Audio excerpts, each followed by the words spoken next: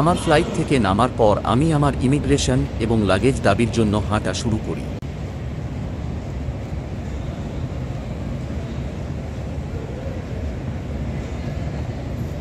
আমি হাঁটতে থাকি এবং মাঝে মাঝে ট্রাভেলেটার ব্যবহার করি। ইন্টারন্যাশনাল টার্মিনাস থেকে অনেকটা হাঁটার পর এমন একটা জায়গায় এলাম যেখান থেকে আমাকে এসকেলেটর দিয়ে আন্ডারগ্রাউন্ড এয়ারপোর্ট টিউব রেল স্টেশনে নামতে হবে। অটোমেটেড পিপল মুভার এপিএম যাত্রীদের বিমানবন্দরের বিভিন্ন এলাকায়, বিশেষ করে কনকোর্সের মধ্যে পরিবহনের জন্য ডিজাইন করা হয়েছে, যা সংযোগকারী ফ্লাইটে পৌঁছানো সহজ করে তোলে। এটি আন্তর্জাতিক ফ্লাইট থেকে আগত যাত্রীদের জন্য বিশেষভাবে উপযোগী, কারণ তারা অনেক দূরে একটি কনকোর্সে অবতরণ করতে পারে। অভিবাসন এবং লাগেজ দাবি। এপিএম ট্রেনগুলি প্রশস্ত এবং সিস্টেমটি এমনভাবে ডিজাইন করা হয়েছে যাতে বিপুল পরিমাণ যাত্রী দক্ষতার সাথে পরিচালনা করা যায়। সীমিত গতিশীলতা সহ ভ্রমণকারীদের জন্য বা ভারী হাতের লাগেজ বহনকারীদের জন্য এটি বিশেষভাবে উপকারী।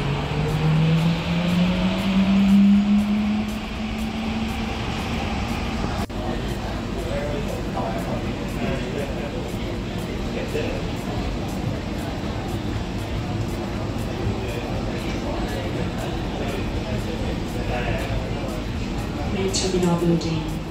往冲关路很多票下车啦。下车时，请检查你的随身行李，并请并列车与月台间隙。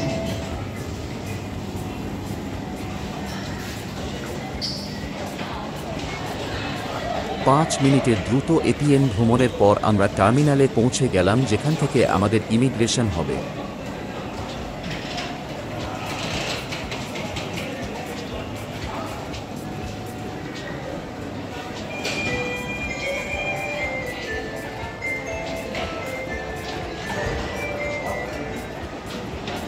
ইমিগ্রেশন হবে। আবার হাঁটা শুরু হলো। আমি হাঁটতে হাঁটতে একটা এসকেলেটরে পৌঁছলাম, যা দেখতে ঠিক এমন কিছু যা আপনি সিনেমায় দেখেন। এটি স্বর্গের সিঁড়ির মতো দেখাচ্ছিল।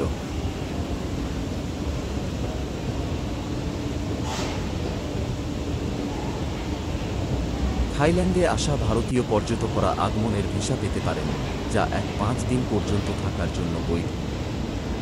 আগমনের ভিসা প্রধান থাই বিমানবন্দর এবং নির্দিষ্ট স্থল সীমান্ত চেকপয়েন্টগুলিতে উপলব্ধ।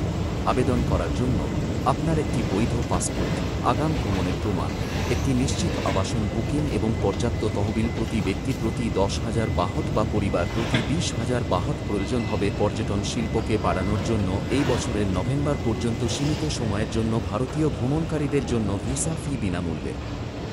বিকল্পভাবে, সারি এড়াতে ভ্রমণের আগে আপনি অনলাইনে থাই ই-ভিসার জন্য আবেদন করতে পারেন।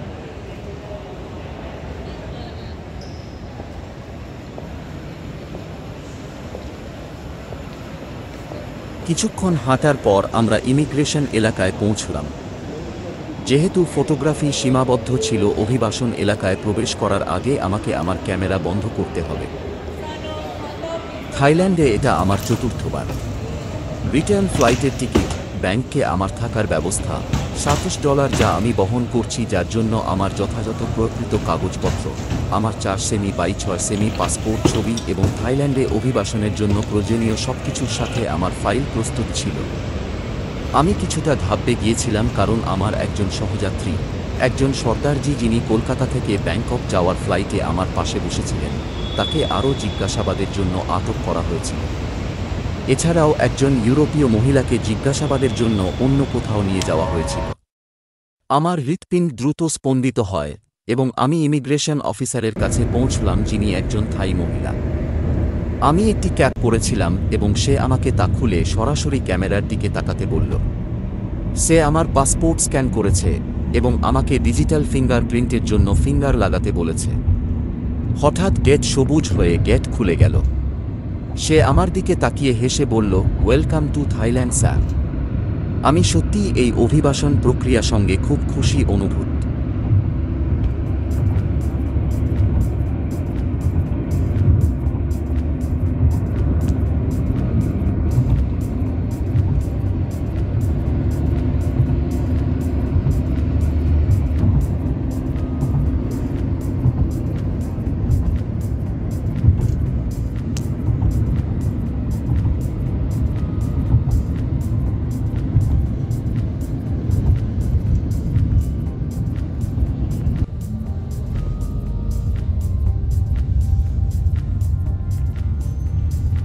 সকাল 8:30টার দিকে হোস্টেলে পৌঁছলাম। একটি শীতাতপ নিয়ন্ত্রিত বার, সুইমিং পুল সহ একটি বাগান রেস্তোরাঁ সহ বার এবং একটি কারাওকে এবং জ্যামিং স্টেজ সহ খুব ভালো পরিবেশ। রিসেপশনিস্ট টাকা নিয়ে ম্যাগনেটিক কি কার্ড ধরিয়ে দিল। চাবি কার্ডের নিরাপত্তা হিসেবে তিনি 500 ভাট জমা দিতে বলেন। আমি আমার পাসপোর্ট হস্তান্তর করি এবং নিরাপত্তা হিসাবে রাখতে বলি এবং ভদ্র হাসি দিয়ে তিনি বললেন, চেক ইন টাইম দুপুর 2টায় এবং আপনার কি কার্ডটি দুপুর 2টায় সক্রিয় হয়ে যাবে। ততক্ষণ পর্যন্ত আপনি সাধারণ টয়লেট এবং সমস্ত ব্যবহার করতে পারবেন হোস্টেলের সুবিধা। তাই ক্যামেরা দিয়ে শুটিং শুরু করলাম। হোস্টেল পরিষ্কার ছিল এবং টয়লেটগুলি পরিষ্কার ছিল। আমি আমার থাকার ব্যবস্থা হিসাবে 750 থাই ভাট দিয়েছিলাম। এছাড়াও আমি বিমানবন্দরে 150 ভাটের জন্য একটি থাই সিম কিনেছি।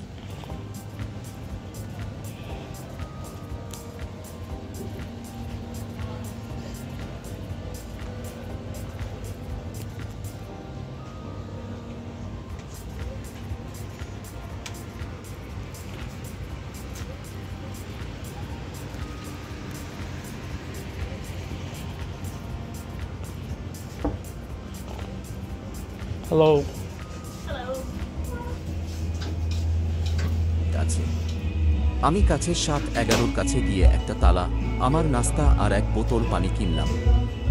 যখন আমি আমার হোস্টেলে ফিরে আসি তখন আমি খুব ক্ষুধার্ত ছিলাম এবং নাস্তা করেছিলাম। দীর্ঘ 2 ঘন্টার ফ্লাইট এবং 24 ঘন্টারও বেশি সময় জেগে থাকার পর আমি আমার কি কার্ড চালু করার জন্য দুপুর 2টার অপেক্ষা করছিলাম যাতে আমি আমার বিছানায় বিশ্রাম নিতে পারি।